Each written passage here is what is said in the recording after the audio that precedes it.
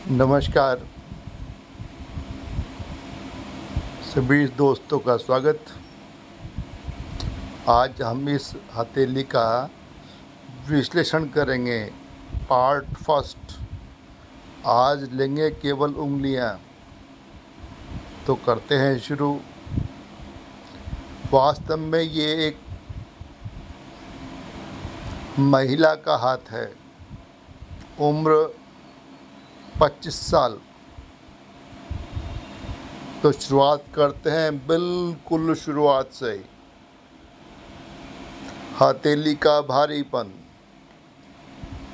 और हथेली का भारीपन देखा जाता है हथेली पर उभरने वाले पर्वत। मोस्टली 90% पर्वत हाईली वेल डेवलप्ड नहीं, एवरेज वेल डेवलप्ड हैं। तो कुल मिलाकर सब कुछ सामान्य सामान्य भारीपन। सामान्य भारीपन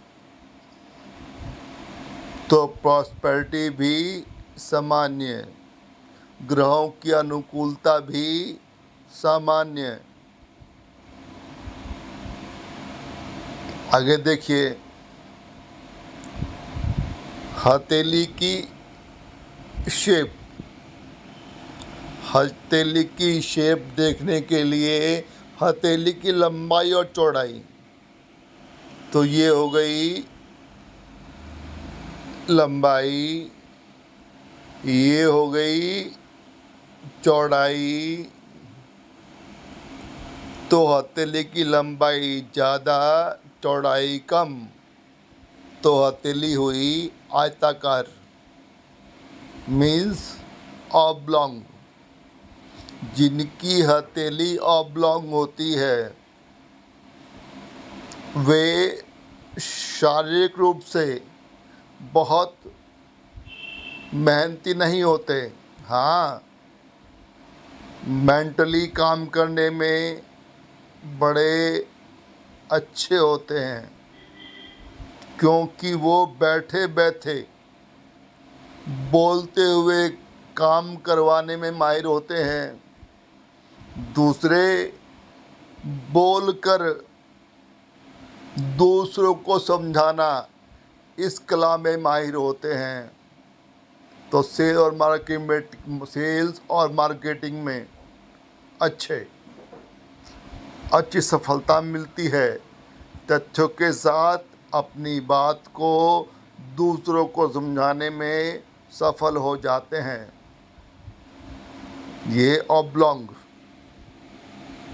सेल और मार्केटिंग बहुत अच्छा फील्ड इनके लिए। आगे चलिए, अब देखते हैं फिंगर सेटिंग। उंगलियों का हथेली से जुड़ना।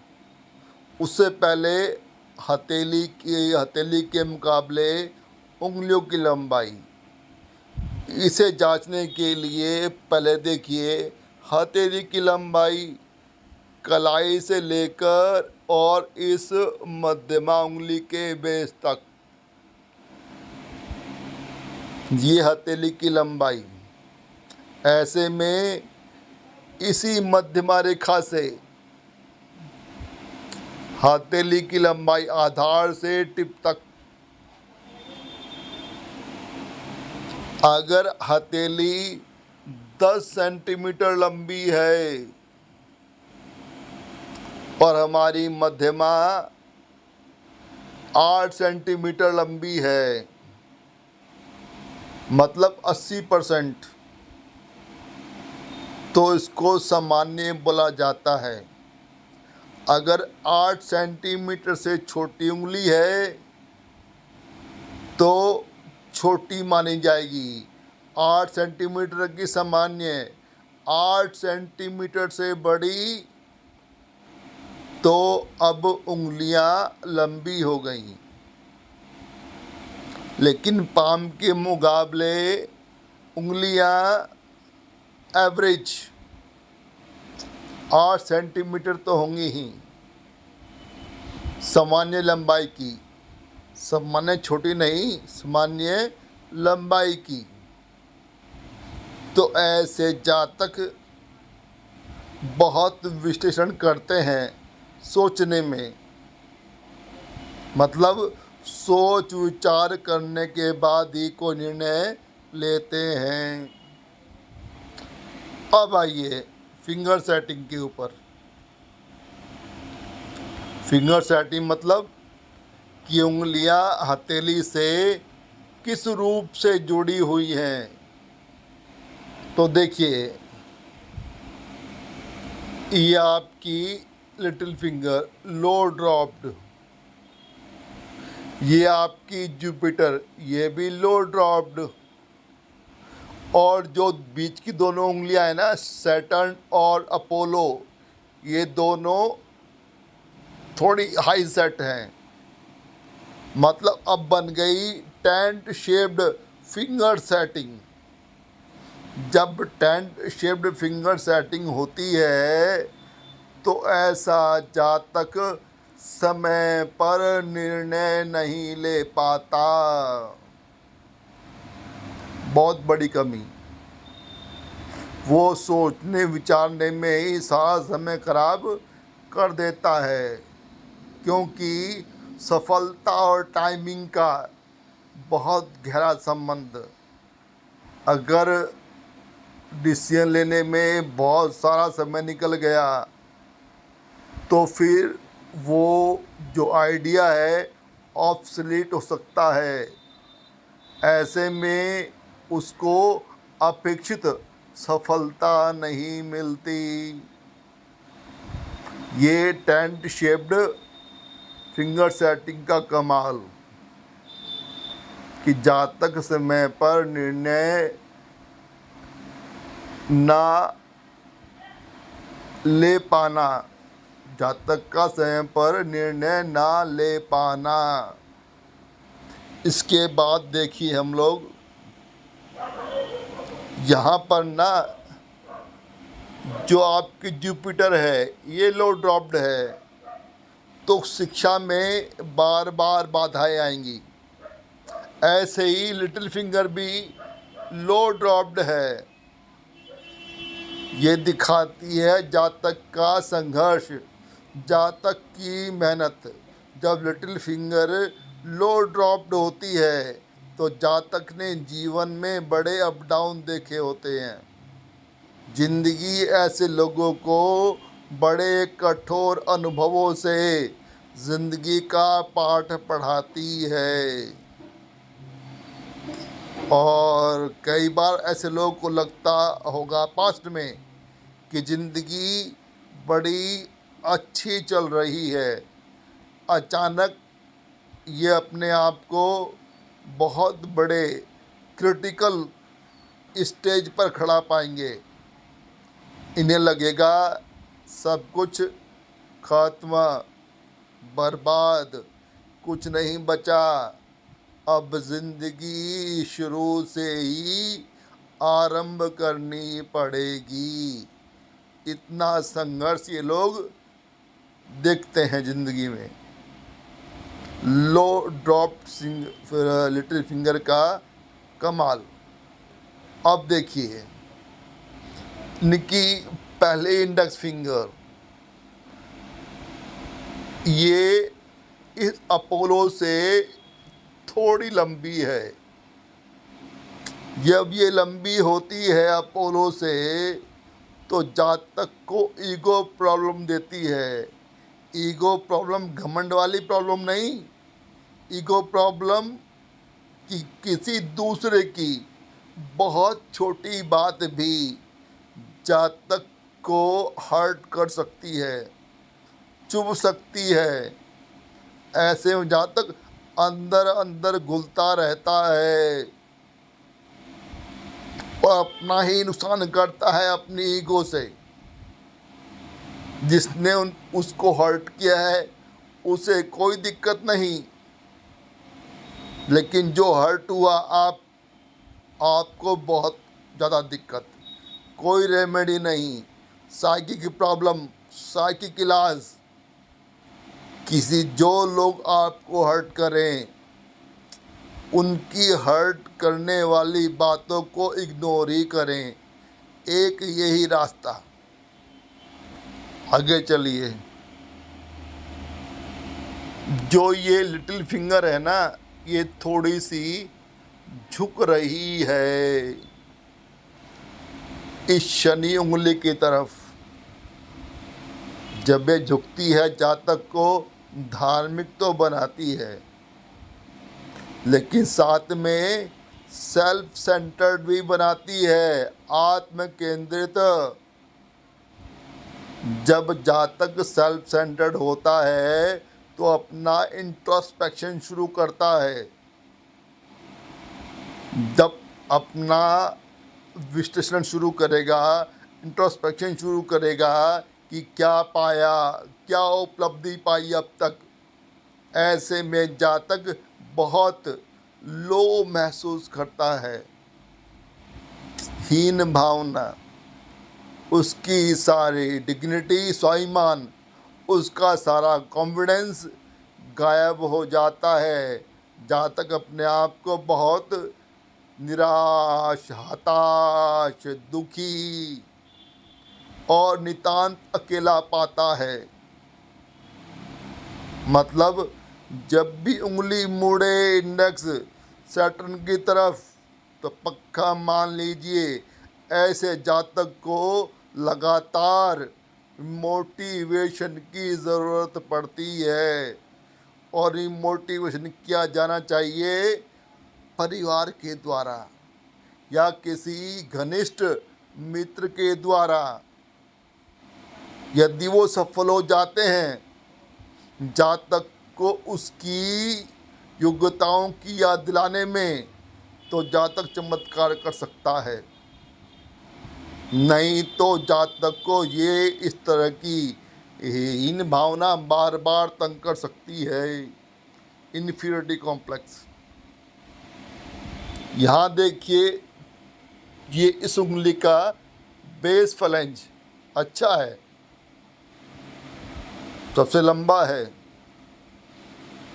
तो जातक को ना खाने का बहुत शौक है। आपको खाने का बहुत शौक होगा, डिलीशियस, और हर बार कुछ नया डिलीशियस। ऐसे में गुरु पर्वत भी अच्छा। तो जातक अच्छा खाना तो पसंद करता ही है, अच्छा खाना बना पाता भी है। उसके हाथ से अच्छा खाना ही बनेगा। और बड़ी बात, उसे अपना बना हुआ खाना दूसरों को खिलाने में बड़ा अच्छा लगता है। और देखिए, जब ये बेस फलज अच्छा हो, ये भी पक्का स्पष्ट इशारा कि समय के साथ जातक और से और ज़्यादा धार्मिक होता जाता है। अब देखिए, मिड फलेंज अच्छा है, यही बता रहा है जातक इंटेलिजेंट है, प्रैक्टिकल है, साथ में ऑप्टिमिस्ट, आशावादी। किसके प्रति? जिंदगी में ऐसे जातक के कोई ना कोई लक्ष्य होते हैं। ऐसे में जातक बड़ा आशावादी होता है अपने सपनों को लेकर, अपने लक्ष्यों को लेकर, कि वो इस ज़िंदगी में अपने सभी सपनों को पूरा कर पाएगा। इसलिए ऑप्टिमिस्ट, आशावादी। तो बहुत अच्छा, जातक इंटेलिजेंट भी है, व्यवहारिक भी है और आशावादी भी है। Great quality. अब ऊपर आइए। ऊपर वाला फैलेंज कर रहा है, बता रहा है कि जातक के स्पिरिचुअल, फिलॉसफिकल और रिलीजियस इंटरेस्ट पक्का होंगे। जातक के अंदर डिग्निटी की भावना ही बहुत ज़्यादा होगी, खुददारी की भावना। और साथ में जातक ऐसा काम करना पसंद करता है जहाँ वह लोगों से पर्सनल कांटेक्ट स्थापित कर सके, फेस टू फेस से मिल सके, ऐसा काम पसंद। जैसे टीचर बच्चों को पढ़ाता है, डॉक्टर मरीज को चेक करता है, फेस टू फेस कांटेक्ट, ऐसा काम करने में इस जातक को बहुत आनंद आता है। आगे चलिए, अब ये बीच की उंगली मध्यमा, औरों के मुकाबले थोड़ी कमजोर होती है, तो ऐसे लोगों की शारीरिक क्षमता भी कमजोर होती है। लेकिन ये उंगली बिल्कुल सीधी और सीधी है और लंबी है, जहाँ तक भाग्यवान तो होता है।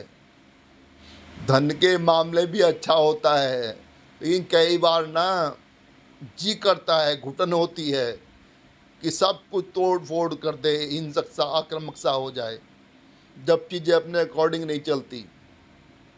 जातक के अंदर एक छटपटाहट होती है।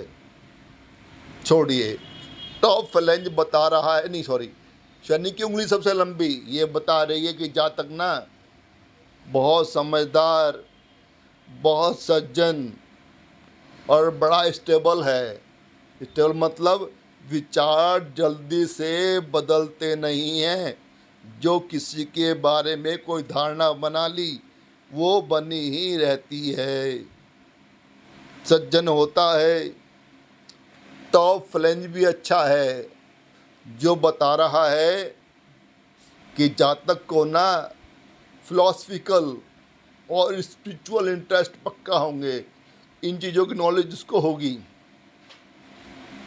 और इस नॉलेज के बिहाफ पर उसके अंदर कभी कभी सुपीरियरिटी कॉम्प्लेक्स आ जाता है। वह सोचना शुरू कर देता है कि वह दूसरों लोगों के जो उसकी उम्र के हैं उनसे ज़्यादा बेहतर है। मतलब you can have a feeling of superiority complex. You can feel that you are far better than other mortals as far as knowledge is concerned, knowledge of philosophy, knowledge of spirituality। ये तो होता है, कभी कभी थोड़ा सा हल्का सा लगता है कि सुपीरियरिटी कॉम्प्लेक्स होता होगा। अब देखिए बेस फ्लैंज, ये भी अच्छा है। ये बतला रहा है कि जातक ना एक गुड ऑर्गेनाइजर है, उसके अंदर मैनेजमेंट स्किल अच्छी होती है कि लोगों से काम कैसे लिया जाता है। दूसरी बात, कभी कभी मनी सेंट्रिक हो जाता है, बहुत ही प्रैक्टिकल धन को लेकर कि धन तो होना चाहिए, संपन्नता तो होनी चाहिए, संपत्ति तो होनी चाहिए। तीसरी बात, जब कोई काम की बात होती है, कुछ काम करने की, जातक के मन में बड़ी इच्छा होती है कि काम बड़े स्तर पर होना चाहिए। क्यों? उसके अंदर बड़ी छिपी इच्छा होती है अपनी योग्यताओं को प्रूव करने की। बड़ा काम होगा, जातक मेहनत करेगा, उस काम को सफल करेगा तो उसको क्रेडिट मिलेगा, श्रेय मिलेगा। श्रेय मिलेगा मतलब उसने अपनी कैपेबिलिटीज़ को प्रूव कर दिया। लेकिन अपने प्रयासों में, अपनी कोशिशों में, अपने प्रोजेक्ट पर काम करते हुए वह किसी बाहरी इंटरप्शन को पचा नहीं पाता। वो चाहता है कि वह बस अकेला ही प्रयास करे, मेंटल प्रयास, वही बेहतर, कोई बाहरी वो उसमें दखलंदाजी इनको पसंद नहीं होती है। आगे चलिए बेस फ्लैंज, ये भी अच्छा है। ये दिखा रहा है कि जातक का ना किसी रूप में जमीन से जुड़ाव तो रहेगा ही। हरियाली भी अच्छी लगती होगी, हरियाली नहीं तो गार्डनिंग का शौक तो रहेगा पक्का पक्का। दूसरा, ऐसे लोग ना थोड़े ट्रेडिशनल होते हैं, परंपरावादी, जो भी समाज में इनके परंपराएं चलती आ रही हैं, रस्म रिवाज चलते आ रहे हैं, इनकी बड़ी इच्छा होती है उन्हें फॉलो करने की। और जो इनके करीबी है ना, उनसे भी यही आशा करते हैं कि वे भी उन रस्मों रिवाजों पर चलें।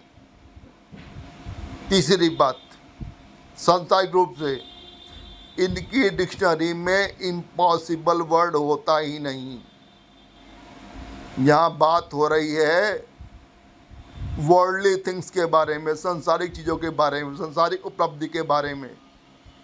तो अगर ये लोग आ जाएं अपनी उस जिद पर, तो कितना ही असंभव कार्य हो, ये अपने मानसिक कौशल से उस असंभव काम को संभव करवा लेते हैं। Great quality. आगे चलते हैं। इनकी ये सूर्य की उंगली बिल्कुल सीधी। जब सूर्य की उंगली सीधी होती है तो यहाँ एक बात क्लियर करता हूँ कि मुझे खुद कन्फ्यूज़न है कि इन दोनों उंगलियों में से कौन सी लंबी है। अगर दोनों बराबर हैं तो जातक के अंदर धन और यश को लेकर बड़ी लालसा होती है। अगर इंडेक्स लंबी है तो ईगो प्रॉब्लम, ईगो हर्ट होती है। अगर अप्पो लंबी है तो जातक रिस्की डिसीजन लेने से कभी नहीं हिचकिचाता, रिस्क ले लेता है। हाँ, कला प्रेमी होता है। चलो देखते हैं इसको। टॉप फलेंज अच्छा है, दिखा रहा है कि जातक के पास ना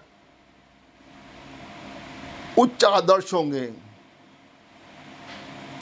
सुंदर विचार होंगे, और जातक के अंदर कोई ना कोई कला अवश्य छिपी होती है। वो किसी ना किसी कला में एक्सपर्ट तो होता ही है। ये लोग आदर्शवादी भी होते हैं। मिड फ्लेंज देखिए कितना बड़ा है। ये दिखा रहा है कि जातक एपिक्यूरियन, एपिक्यूरियन मतलब अभिजात्य रुचियां वाला, मतलब जिसकी पसंद लाजवाब हो। चाहे बात किसी की हो, चाहे बात खाने की है, चाहे पहनने की है, चाहे लग्जरी की है, जातक की पसंद लाजवाब होती है, सबसे हटके। साथ में जातक ना बड़ा ओरिजिनल होता है, उसे डुप्लीकेसी पसंद ही नहीं। वो दो रूप दिखा नहीं सकता, अंदर से कुछ और बाहर से कुछ और, जो है बस है। साथ में ऐसे लोगों के अंदर ना कॉमन सेंस बड़ी अच्छी होती है। कई बातों को इशारों में ही समझ जाते हैं। अच्छी कॉमन सेंस। नीचे वाला ये भी बहुत अच्छा है। ये बेस फ्लेंज, ये दिखाता है, काफ़ी लंबा है, दिखाता है कि ज़िंदगी के प्रति आपका दृष्टिकोण कैसा है। पूरी तरह से भौतिकवादी। आप भौतिक उपलब्धियों को बहुत ज़्यादा वैल्यू देते हैं। You have materialistic approach towards life. Here you mean success means achievement, worldly achievement, mostly prosperity. तो इनके सफलता का मतलब है कि आपने सांसारिक रूप से कितनी तरक्की की है, क्या उपलब्धि हासिल की है, पैसा कितना कमाया गया। तो सफलता का पैमाना धन। ऐसे लोग ना प्लेजर और कंफर्ट्स पर बहुत ध्यान देते हैं, और जो भी इनके पास होता है ना, comfort, pleasure, whatever they have, ये लोग ना उसे दिखाने में विश्वास करते हैं। They really like to make a show off what they have, worldly things, worldly achievements, whether it is ornaments, whether it is vehicle, whether it is house, whatever it is, they believe in to make a show of what their achievements, worldly achievements। और ये ना comforts पर, pleasure पर बहुत जोर देते हैं। अब बात करते हैं लिटिल फिंगर की, बिल्कुल सीधी। सीधी मतलब जातक बहुत ही ज्यादा ईमानदार। अब यहाँ फलंग देखते हैं, तो यहाँ पर सबसे बड़ा है बीच वाला। बीच वाला बड़ा होता है तो जातक के ना बड़े सपने होते हैं साइंटिफिक। उसके अंदर एक हुनर भी होता है, किस ना किस रूप से, खासकर लिखने के रूप से अपने आप को व्यक्त करना। ऊपर वाला फ्लैंज छोटा है तो जातक को अपने अभिव्यक्ति के लिए बोलने में दिक्कत होती है, लेकिन वो अपनी बात को लिखकर बेहतर ढंग से व्यक्त कर सकता है। नीचे वाला फ्लैंज व्यवसायिक कौशल, एवरेज। सामाजिक व्यवसायिक बुद्धि, एवरेज। तो आज हमने बात की केवल उंगलियों को लेकर, कल बात करेंगे हथेली और अंगूठे के ऊपर। इसको बोलते हैं detailed palm analysis. I will see you very soon. Thank you for watching this video.